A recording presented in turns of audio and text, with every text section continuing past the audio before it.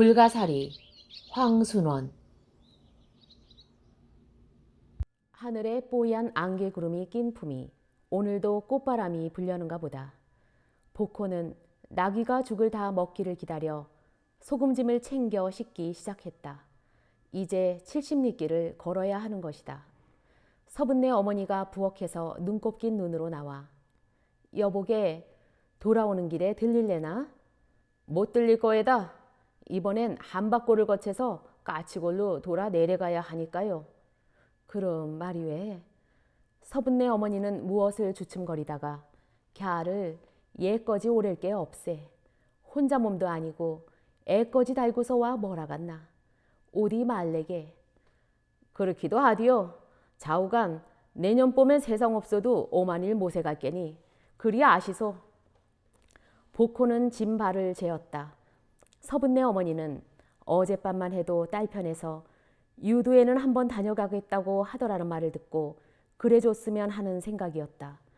서분네가 소금장수 복호를 따라 시집이라고 간지도 어언간 이태가 되는 것이다.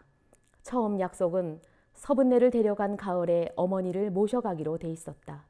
그랬던 것이 복호가 집을 새로 짓게 되어 점을 쳐보니 밖에서 새 사람이 들어오면 불길하다고 해서 그해 가을에는 못 모셔가게 됐다는 것이고 이듬해 봄에 와서는 서분네의 그의 행년점이 동북 쪽에 안선방이 섰기 때문에 누가 그쪽에서 새 사람이 들어오면 장님이 될 게라 또 못 모셔가게 됐다고 했다.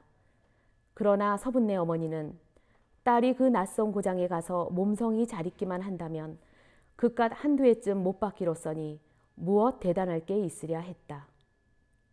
본디 딸 하나 있는 것을 이런 두매산골에서 고생시키니보다는 낯선 고장이나마 입을 것 흔하고 먹을 것 풍성한 대처로 보낸다고 소금장수 복호를 따라 보냈던 만큼 딸 편에서만 잘 있어주면 그만이라고 했다. 그랬는데 어제는 또 사위되는 복호가 와서 하는 말이 올해는 그만 서분네 어머니의 점괘가 사나워 서남 쪽에 몸진방이 섰기 때문에 그쪽으로 가면 죽을 깨가 나왔다는 것이다. 그러면서 내년만은 만사 형통이라니 세상 없어도 모셔가겠다는 말로 그새 딸이 몸을 풀어 신멀건 아들을 하나 낳았다는 것. 그리고 그 딸이 이번에는 여기를 한번 다녀가겠다고 하더라는 말까지 했다. 서분네 어머니는 이 말을 듣자 금방 딸과 외손자를 보기나 한 것처럼 코어리가 찡해져 코를 풀어내야만 했다. 그러나 밤새도록 곰곰이 생각해보니 여기서 400리나 더 떨어져 있다는 진남포라는 곳에서 홀몸도 아닌 젖먹이까지 달고 고생스레 와서 무엇하겠느냐. 참아오던 김에 한 해만 더 참자고 마음을 고쳐먹은 것이었다. 복호는 소금짐을 다 씻자 채찍을 들어 당나귀 엉덩이를 한 대 갈겼다. 서분네 어머니는 딸처럼 소중할 밖에 없는 사위를 향해 다시 한번 그럼 잘된 게 가게. 그리고 애 밀랑 아예 보내디 말라고. 응? 하고 당부했다. 그렇하디요. 복호는 뒤도 돌아보지 않고 나귀를 몰면서 헛가래를 돋구어 태백고는 끝이 붉고 뭉트럭하게 생긴 코를 들어 코방귀를 한번 끼었다. 딸년 만날 생각은 생전 말아라. 평양 색주가로 팔아먹은 지가 언제인지 모른다. 재작년 봄에 서분네를 데려다 재미를 보지 못한 기억이 되살아왔다. 한 1년 남아 데리고 살았으니 어느 정도 폭은 됐다고 할 수 있으나 원체 인물이 덜 좋아 데려갈 때 들인 미천을 겨우 뽑은 것이었다. 그런 아무렇게나 주물러 놓은 메주덩이 같은 엠나이를 가지고 뭘 그래. 복호는 몇 번이고 그 끝이 붉고 뭉트럭한 코를 들어 코방귀를 끼었다. 이 코가 복스럽다고 해서 복호라는 별명이 붙은 것이다. 그러나 이 서분네에 대한 불쾌한 생각도 곧 가시어졌다. 지금 자기가 찾아가는 한박골 곱다니의 자태가 떠오른 것이었다. 이름대로 곱살한 얼굴인데다가 지난 가을에는 벌써 옹골찬 앞가슴이 봉긋해 있었으니 올봄 들어서는 더 활짝 피어났을 게라. 양쪽 길 옆에 빽빽이 들어선 소나무숲 사이를 꽃바람이 소리를 내어 불고 나무숲이 좀 성깃한 바위 틈바구니에는 진달래꽃이 한창 흐드러지게 피어 있었다. 당나귀가 어느 상구비를 돌다 말고 목을 빼어들더니 껑치쿵 껑치쿵 한바탕 울어댔다. 그 소리가 메아리가 되어 돌아오자 나귀는 두 귀를 쫑긋거리다가 다시금 목을 빼어들고 껑치쿵 껑치쿵 울어대는 것이다. 이놈의 짐승도 봄철이라고 우레를 다 하는구나. 보코는 나귀 엉덩이에다 밉지 않은 채찍을 내렸다. 그러면 다시 고란을 메우는 낭낭한 방울소리. 보코는 절로 온몸이 훈훈해져 옴을 느끼며 낡은 양가책을 손가락으로 밀어 올리는 것이다. 이번만은 무슨 일이 있어도 그 곱다니 년을 떼오고야 말리라. 지난 가을에 벌써 곱다니 아버지는 반승낙을 하지 않았느냐. 이번에 자기가 곱다니를 떼올 수만 있다면 영 그곳을 데리고 살아도 무방하다. 내 나이 이미 40을 바라보게 됐으니 인제는 어디 한 곳에 자리를 잡고 들어앉을 때도 된 것이다. 그래서 사실은 그동안 번 돈으로 평양에다 소금 도매상 할 자리까지 하나 장만해 놓은 것이었다. 무슨 일이 있어도 이번에는 곱다니를 떼와야겠다. 그러기 위해서는 곱다니 아버지도 아버지지만 곱다니 어머니를 이참에 잘 주물러야겠다고 생각했다. 딸에 대해서는 아버지보다 어머니가 더 살가운 법이니까. 그까짓 것 하자고 하면 산골 여편네쯤 못 주물러 삶을 것 없을 것이다. 끝이 붉고 뭉트럭한 코언저리에 벙글의 미소가 떠오르며 입에서는 절로 양산도의 한 가닥이 흥얼거려져 나왔다. 양덕맹산 흐르는 물은 부병으로 감돌아든다. 에헤야. 양덕이라면 읍에서만도 평양까지는 거의 300리 길이요. 성천까지는 100여리. 제일 가까운 장림까지도 70리가 조이되는 궁벽진 곳이라 좀 더 구석진 두매마을에서는 여름철 뗏목을 타고 평양 방면으로 내려갔던 사람이 날라오는 소금과 봄가을 소금 장수가 당나귀 등에 싣고 오는 소금에 의해 건건이를 얻는 도리밖에 딴 길이라고는 없었다. 한박골도 그런 마을 중에 하나였다. 마을이라고 해도 상구비 안쪽에 붙어있는 도합 6집밖에 안 되는 곳이지만 두매산골 마을치고는 이것도 적은 편은 아니었다. 봄, 가을 소금 장수를 기다리다 누구든 저쪽 제김에 늙어 죽은 잣나무가 비바람에 껍질이 벗겨져 흰 살결을 드러내놓고 있는 상구빗길을 돌아 이리 오는 당나귀를 발견하면은 소금 당수 온다 하고 소리를 지르는 것이다.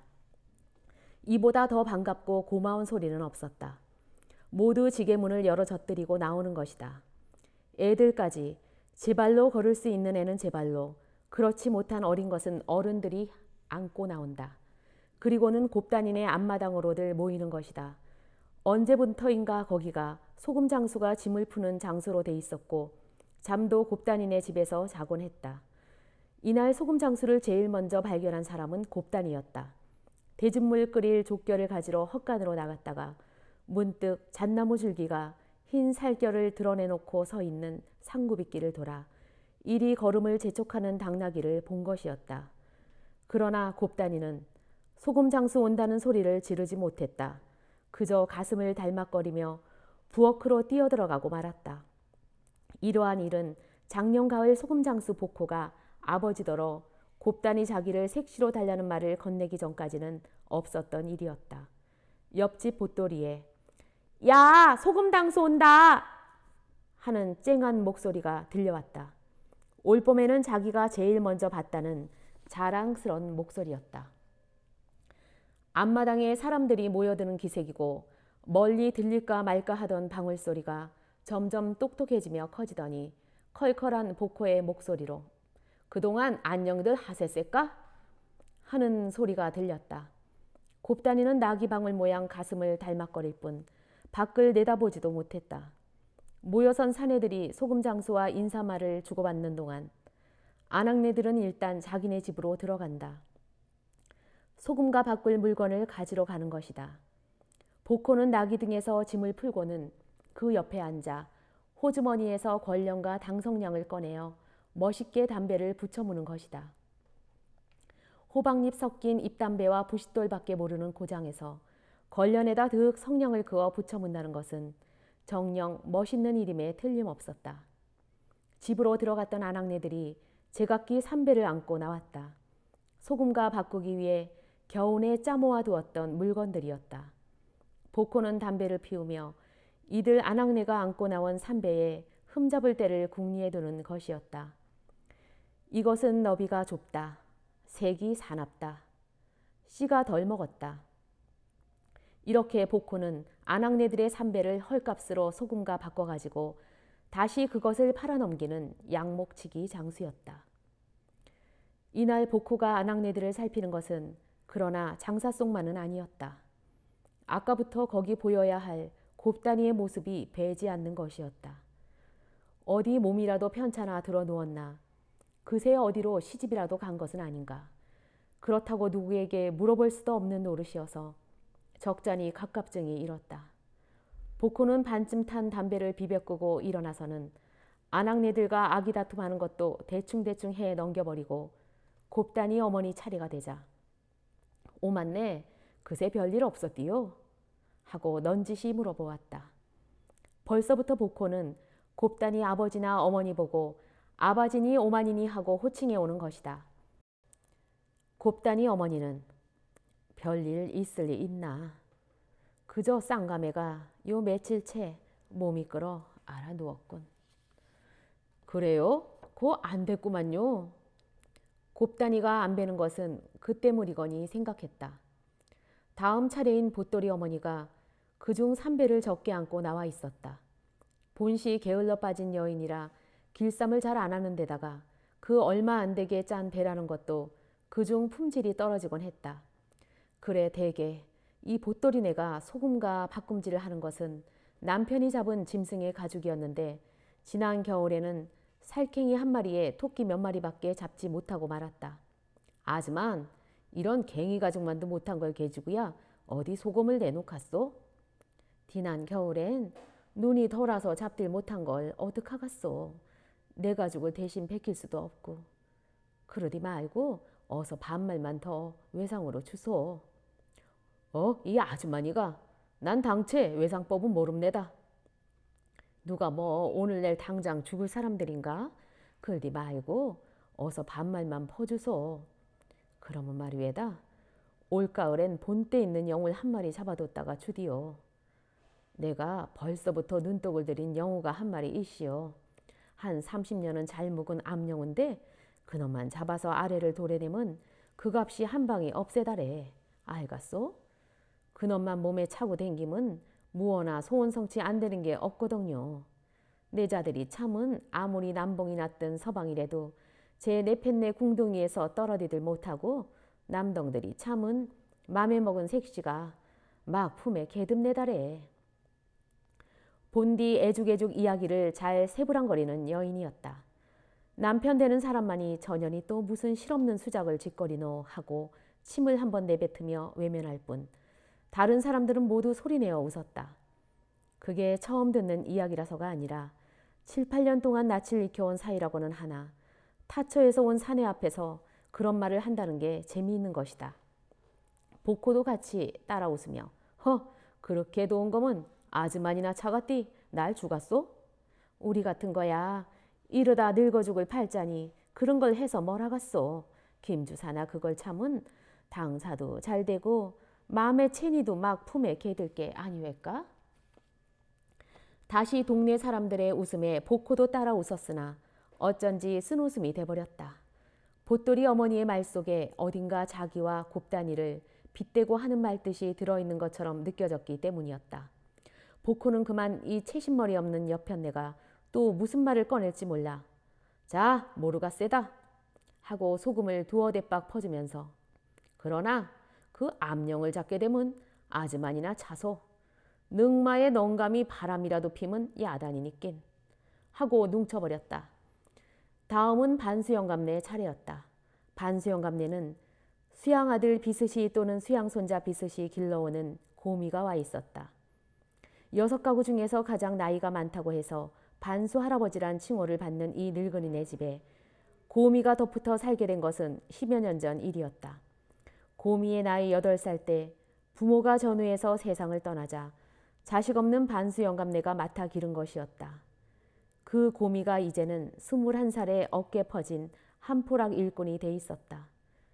고미가 2말 가옷 가량이나 되는 소금 자루를 가볍게 한 손에 들고 돌아서려는데 이 사람이 왜 이렇게 덤비나? 잠깐 기다리게 하고 복호가 불러세웠다. 작년 봄까지만 해도 복호는 고미더러 여보게니 이 사람이니 하는 말 대신에 그저 애라는 말을 써왔다. 그러던 것이 작년 가을부터 여보게니 이 사람이니 하는 말로 바꿔진 것이었다. 여지껏 털복숭이로만 여기던 곱단이가 작년 봄부터는 갑자기 숙성한 처녀로 보인 것처럼 이 고미도 이제는 어린애 취급을 할 수 없다는 점을 발견한 것이었다. 바로 작년 가을이었다.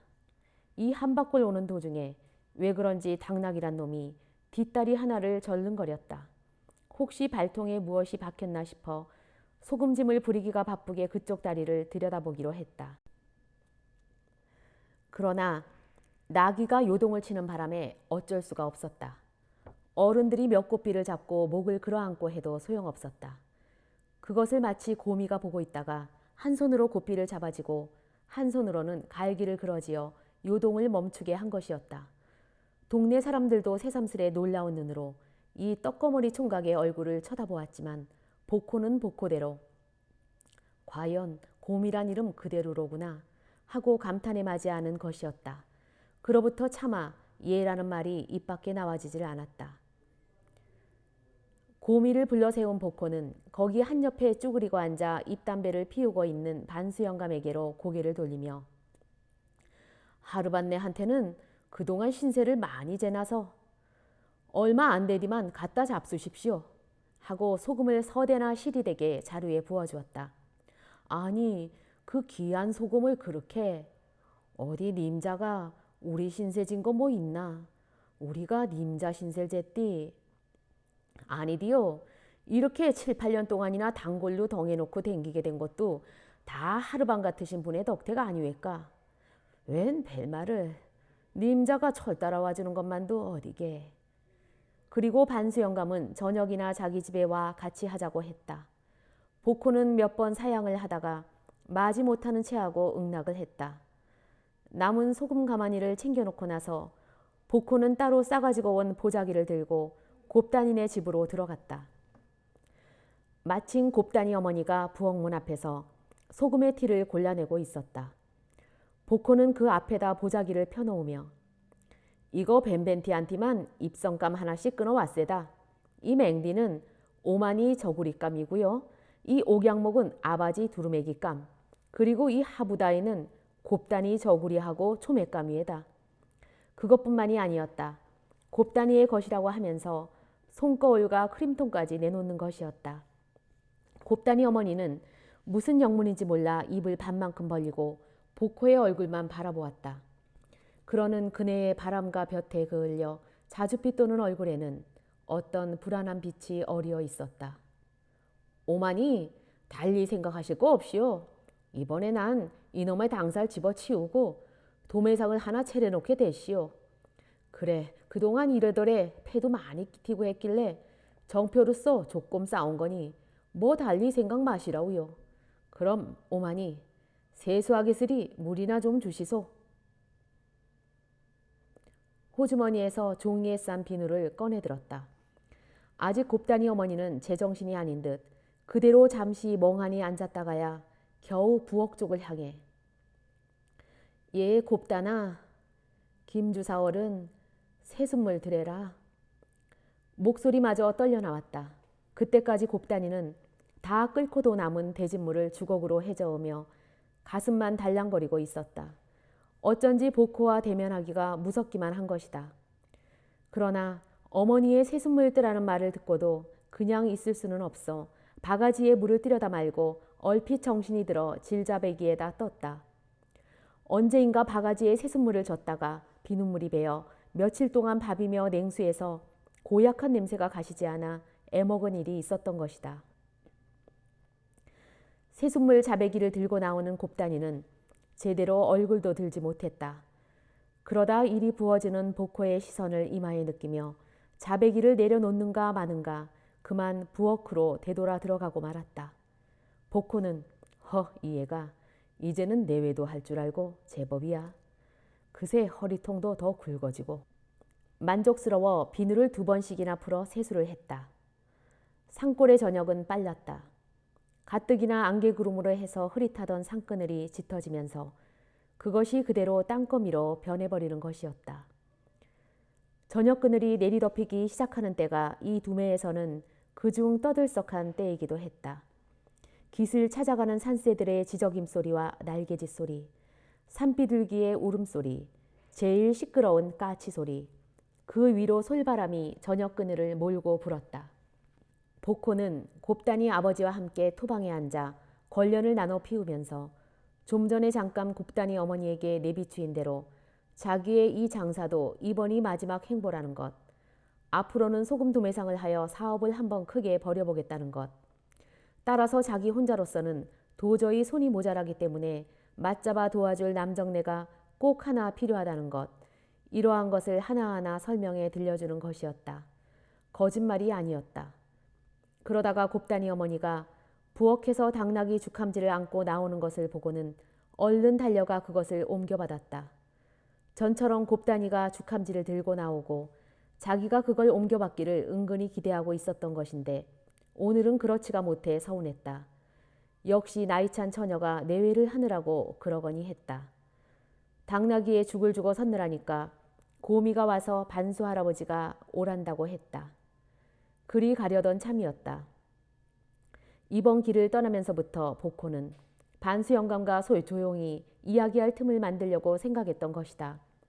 그래서 아까 소금을 그렇게 퍼주었던 것이고 반수 영감 편에서 저녁이나 같이 하자고 했을 때 마지못해 하는 척 하면서도 속으로는 마침 잘 됐다고 기뻐했던 것이다.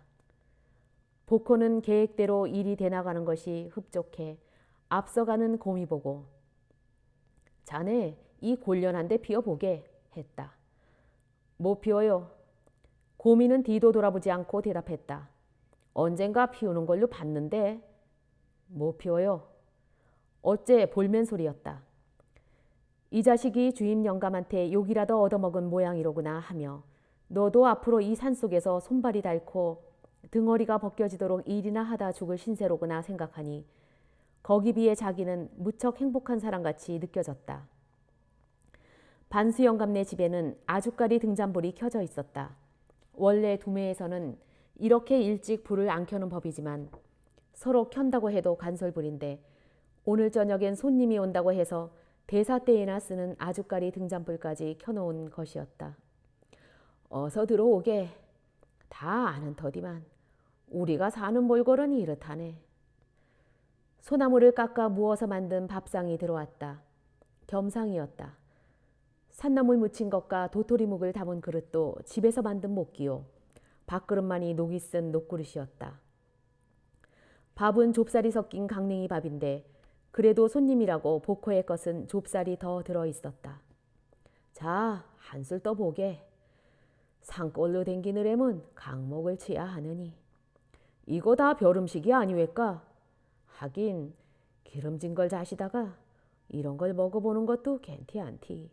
하고는 참 어디선가는 누구가 피안 가서 처음으로 네 밥을 먹고 밥이 내려가디 하나 혼살이 났대두구만. 하며 반수 영감은 관설 연기에 그을은 듯한 겁누르게 된 흰 수염 사이로 입을 벌려 웃었다. 복호는 한 그릇 다 먹을 수 있는 것을 권해 못 이겨 더 드는 척 하면서도 체면을 생각해서 조금은 남겼다. 상을 물리자 반수 영감에게 권련 한 대를 권하고 자기도 한 대 피울까 하다가 우덜은 앞에서 예모가 없이 보여서는 안 된다고 그만두었다. 담배맛 참 달다. 이건 담배 속에 생미를 냈나 어떻겠나. 복호는 군트림을 하고 나서 자기의 소금 도매상 이야기를 또 했다.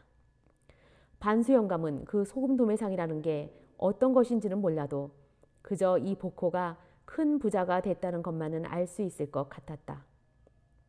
그래, 김주사가 그렇게 잘 됐다니 기쁘긴 하외. 그러나 그렇게 되면 여객 사람들이 소금 구경하기가 힘들게 됐네 게래. 반수 영감은 그것이 걱정이었다. 복호가 오기 전 단골로 다니던 소금장수 영감이 무슨 일로인지 갑자기 발을 끊게 되어 장님까지 사람이 가서 지금의 이 복호를 데리고 오느라고 고생스러웠던 일이 생각힌 모양이었다. 그건 염내 놓으시소. 제가 앞으로 부릴 소금당수가 하나둘이 아니니까요. 제가 대일 좋은 소금을 골라 보내드리리요. 이것도 거짓말만은 아니었다. 그렇게 해주고 싶은 심정인 것이다. 그러면야 오죽 도우리. 복호는 이쯤에서 자기가 할 말을 꺼내도 상관없으리라고 생각하며 하르반 하고 좀 더 의논성스러운 말씨로 한 가지 하르반과 상의할 일이 있는데요 했다. 반수영감은 새삼스럽게 이 사람이 자기와 상의할 일이 무엇일까 하고 복호를 건너다 보았다. 곱다니 말이에다. 그 채니가 무슨 병은 없을까? 반수영감은 그 말의 뜻을 몰라 그냥 복호의 얼굴만 건너다 보다가 그 애가 무슨 병이 있을 리 있나. 상판이 까맣게 죽어있길래 말입니다. 거야 다서 그렇디. 어디 여계 사람 티고 상판 흰 사람이 있나. 그앤 본시 살같이 해서 덜 탄 몫이디. 그것은 복호 자신도 다 아는 사실이었다. 그러나 지금에야 비로소 그것을 안 듯이 그렇다면 몰라도요 하고는 쌍가매가 알아누웠고 해서 그 채니도 무슨 병이 있디않나 했디요. 반수영감은 그냥 이 사람이 무엇 때문에 이런 말을 하나 싶어 복호의 얼굴을 건너다 보다가 문득 손가락 끝에서 아깝게 타들어가는 걸련의 생각이 미치자 몇 모금 들이빨았다. 그럼 말이에다. 제가 그 채니를 색시로 얻을까 하는데 어떻을까? 반수영감은 적잖이 놀라 입으로 가져간 담배를 제대로 물지를 못했다. 아니, 님자 상계 혼자 몸인가? 그럼요. 돈 모는 재미에 상계 단계도 안 들고 있었디요. 어디 마차만 자리도 없고 해서요. 이런 상꼬레를 데려다 뭘 하나. 아니야요. 전도 무던히 생각해 봐시오. 첫째, 이런데 채니는 마음이 고와서 좋고요. 그러고 이런 데서 죽도록 고생을 한 채니래야 남편을 하늘 터는 공대할 줄도 알거든요. 그렇디 않습니까 하르반? 그야 그렇디. 그러나 반수영감은 담배 꽁다리를 대통에 꽂아 빨면서 아무래도 서로 나이에 층이 지지 않을까 생각하는데 복호 편에서 다시 그러고 이건 또 제가 제 말을 하는 것 같아서 뭘 하회다마는 사실은 저만치나 나이가 들어야 내 팬내 기회할 줄도 아는 법이에다. 따는 그렇기도 하다고 반수영감은 연신 고개를 주걱거리며 그렇디. 그럼 하루방께서 한번 곱다니 아바지와 오마니한테 말씀해봐 주실랍니까? 이런 건 당사자가 말하는 것보담 하루방 같은 어른이 말씀하시는 게 대일이니까요. 그렇하디. 이런 동매야 10번인들 못하리.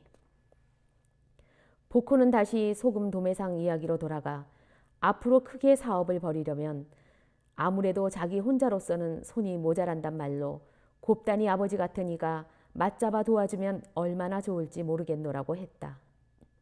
반수영감은 곱다니 아버지네가 딸 자식 하나 길렀다가 큰 덕을 본다는 생각과 함께 만약 이런 자리에다 딸을 주지 않는다면 들어오는 복을 방망이로 내려 쫓는 격이라고 생각했다.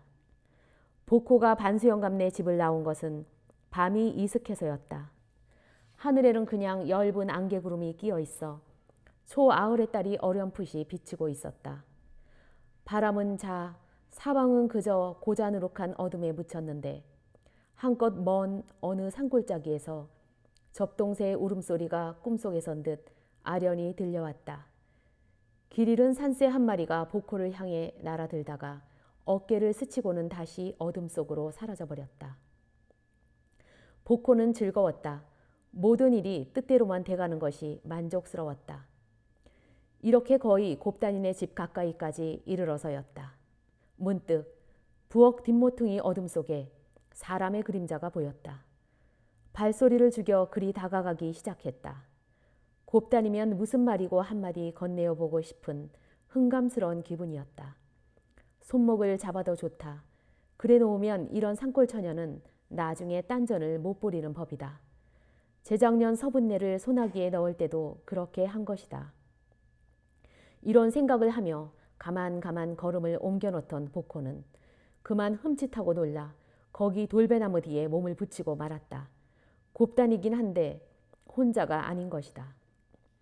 어떡할래? 응?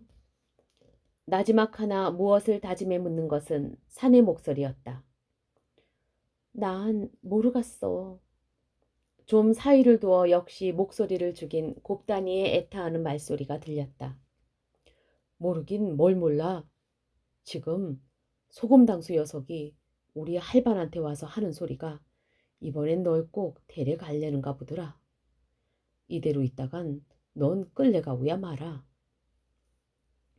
복호의 가슴이 한층 더 뚝딱거렸다. 곱다니와 수작하는 놈이 다른 놈 아닌 고미놈인 것이다. 정말 어떡할래? 응? 고미가 재우쳐 물었다. 곱다니는 어찌할 바를 몰라 하는 듯 가늘게 흐느끼기 시작했다. 오늘 밤으로 도망가는 수밖에 없다. 언젠가도 말했디만 동탄 지벌로 가기만 하면 논농사도 질 수 있고 밭농사도 질 수 있다. 다 알아봤다. 오늘 밤으로 우리 그리 가자. 곱다니는 그냥 가냘프게 느끼기만 했다. 너 그새 마음이 변한 건 아니디? 곱다니의 느낌 소리가 뚝 그쳤다. 너 정말 마음이 변하진 않았디? 그러면 우리 오늘 밤 도망가자. 곱다니는 느낌을 멈춘 채 아무 말도 없었다. 오만아방 걱정은 말아라. 우리가 만재 가서 자리를 잡고 못에 가자꾸나. 난도 제 자식처럼 길러준 할머니 할반 내버리고 가기가 가슴 아프다. 그러나 우리가 가서 자리 잡고 못에들 가면 되디 않니? 곱다니는 그냥 아무 대답이 없었다. 오늘 밤 닭이 첫해 울면 떠나기로 하자. 니띠 알고 있다가 닭이 첫해 울거든 나오너라. 그때 나도 올게니. 곱다니는 다시 가늘게 흐느끼기 시작하며 떨리는 목소리로 난 모르겠어. 어떡하면 도울띠. 모르긴 뭘 모르니 내 말대로 하자. 나만 소금당수한테 시집 안 가면 되디 않니? 그러면 우리가 도망을 안 가도 되고. 모르는 소리 마라. 너의 오만아바니 우김은 넌 안 가고 못 견딘다. 오늘 밤 도망을 가야디. 그렇디 않으면 우리 영 해디고 마는 거야. 곱다니는 가슴이 벅차오는 듯 다시 잠시 동안 느끼기만 하다가 난 모르겠어. 자꾸 무서운 생각만 들고. 이제 맘만 결정하면 무섭디 않다.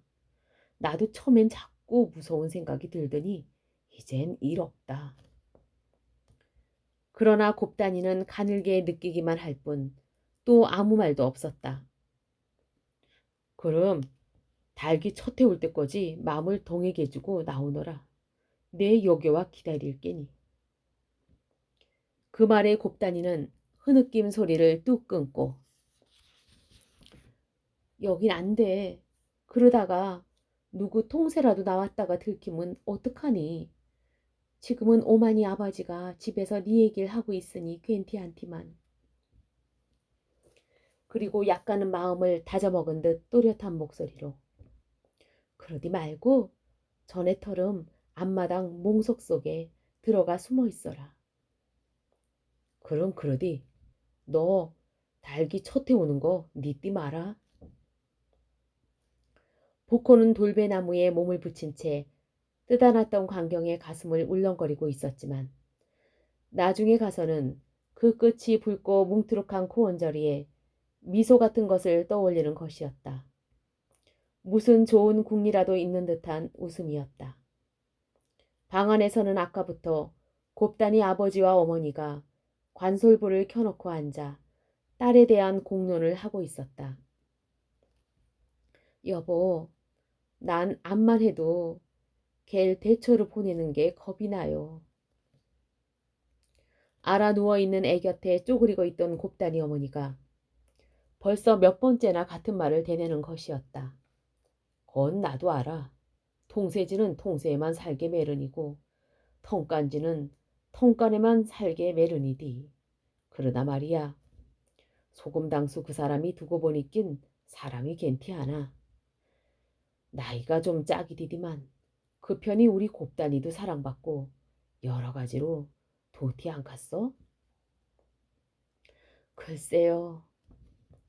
곱단이 어머니는 무엇을 머뭇거리는 눈치다가 난 암만 해도 걔에겐 곰이 같은 세스방이 알맞을 것 같은데 언제부터 남편에게 한번 하려던 말이었다. 거기에는 그럴 만한 까닭이 있었다. 바로 지난해 봄 이맘때였다. 하루는 저녁에 보또리 어머니가 놀러왔다가 이런 말을 하는 것이었다. 낮에 나무를 하러 산에 올라갔더니 달의 덩굴 속에서 벼랑간 암노루 한 놈이 뛰어나오더라는 것이다. 그래 깜짝 놀라 바라보고 있느라니까 같은 동굴 속에서 이번에는 수노루 한 놈이 또 후다닥 뛰어나와 달아나더란 것이다. 이 말을 듣고 있던 곱다니 어머니가 그러면 보또리 아버지를 시켜 거기다 덫을 한번 놓아보면 어떠냐고 했다. 그랬더니 보또리 어머니는 애죽거리며 곱다니 어머니의 귀에 입을 대다시피 하고 그게 산노루가 아니고 인노루더라고 하며 한 놈은 곱다니 노루요 한 놈은 곰이 노루더라는 것이다. 그리고는 하는 소리가 아침에 곱다니더러 나물 하러 가자고 했을 때는 오늘은 집에서 배를 좀 짜야겠다고 하더니 아마 뒷산 달의 넝쿨 속에 들어가 배를 짜든 모양이디 하고는 새실새실 웃기만 하는 것이다. 그뒤 곱다니 어머니는 17살이란 딸의 나이를 생각하며 곰이 녀석의 거동을 눈여겨보았더니 과연 둘이의 사이가 범연하지 않았다.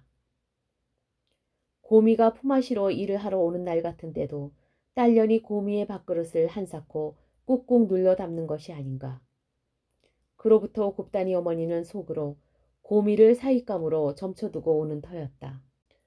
곱다니 아버지는 아버지대로 역시 이 근방에서 사위를 고른다면 곰이밖에 없다고 생각하고 있었다. 그리고 자기네 집에 일하러 와서는 꼭두 새벽부터 저녁 늦게까지 수걱수걱 일을 잘해주는 것도 곱다니 때문이거니쯤 알아차리고 있었다. 그러던 것이 소금 장수가 사윗감으로 나타나면서부터 곱다니 아버지의 마음은 흔들리고 만 것이었다. 곰이한테 시집 보내면 무난하기야 하디. 그러나 그렇게 되면 그저 우리처럼 이놈의 삶 속에서 죽도록 고생이나 하다 마는 거야. 어디 그럼 참새가 갑자기 황새 걸음을 할 수 있나요? 그렇지만도 않아. 사람에겐 운이라는 게 있거든. 곱다니 아버지는 좀 전에 변소지와 광해지 이야기하던 때와는 달리 광대뼈가 드러난 얼굴을 들고 열을 내어 소금당수 그 사람이 이번에 소금 도매상을 하나 차려놓게 됐대. 그런데 혼자서는 돌볼 수가 없어서 손잡아 도와줄 사람이 하나 있어야겠다고 나를 덤찍는 눈치야. 아마 여긴 일터름 힘들 것도 없을 거고 나라도 한몫할 수 있까디. 좌우간 이참에 어떤 술 내야디 안 돼. 그래도 난 그놈의 대철한 데가 토무디. 그리고 말이야, 대것에 앞날도 생각해야디. 하고 곱다니 아버지는 아랫목에 알아 누워있는 애를 턱으로 가리켰다. 이 말에는 곱다니 어머니도 아무런 대꾸를 할 수가 없었다. 참말 대처로 가서 아들, 딸이 잘 될 수만 있다면 지금 자기가 꺼려하고 겁내는 것쯤 아무것도 아니라는 생각이 들었다. 난 이번에 그 사람이 곱다니 네 얘기를 하면 주기로 작동이야. 곱다니 어머니는 아까 저녁 때 복호가 가져다 준 옷감들이 딸의 예장이 됐는지도 모른다는 생각에 문득 고미의 일이 떠올라 몸을 한번 떨었다. 곱단이는 고미를 보내고 나서 부엌으로 들어와 방 안의 이야기를 엿듣고 있었다. 고미의 말대로 자기가 소금장수한테 시집을 안 가겠노라고 부모에게 졸라 보았댔자 소용없으리라는 걸 깨달았다. 부모와 동생을 위해서 자기가 소금장수의 아내가 되는 수밖에 다른 도리가 없는 것이었다. 곱단이의 가슴은 달막거리다 못해 그저 확확 달아올랐다. 마침내 누구네 집에선가 닭 첫해 오는 소리가 들렸다. 곱단이가 발딱 부뚜막에서 몸을 일으켰다. 저도 모를 일이었다. 벼랑간 자기에게는 부모나 동생보다도 더 소중한 것이 있어서 그것을 잃어버려서는 안 될 것만 같았다. 그리고 자기는 이제 자기가 가야 할 대로 가야 할 것만 같았다. 부엌문에 손을 내미는데 방에서 누가 나오는 기척이 들렸다. 곱단이 아버지였다. 닭 첫 해가 울도록 소금장수 복호가 돌아오는 기색이 배지 않아 궁금해서 나온 것이었다. 칸을 막아놓은 윗방으로 가 들여다보니 사실 아직도 돌아와 있지 않는 것이다. 나온 김에 오줌이나 누고 들어가려고 섬도를 내려서며 무심코 앞마당으로 눈을 준 곱단이 아버지는 깜짝 놀라고 말았다. 지금 서산마루에 걸린 희미한 달빛 속에 누가 앞마당 한옆에 접어 뉘어놓은 멍석 밑으로 기어들어가고 있는 것이 눈에 띈 것이었다. 곱단이 아버지는 그게 무슨 일인지 알 수가 없었다. 그저 몸짓과 거동으로 보아 그게 사내인 것만은 분명했다. 그러자 퍼뜩 곱단이 아버지의 가슴에 와 집히는 게 있었다. 오라, 내 놈이 고미놈이로구나. 그동안 이렇게 해가지고 우리 딸을 후리고 있었구나. 곱단이 아버지는 온몸의 피가 머리로 거슬러 올라옴을 느꼈다. 몽둥이 하나를 찾아들었다. 그리고 막 멍석 있는 대로 발을 옮겨 놓으려는데 저쪽 당나귀 곁에 또 사람의 그림자가 어른거리는 게 보였다. 소금장수가 지금에야 반수 할아버지네 집에서 돌아오다 나귀를 돌보고 있는 것이리라.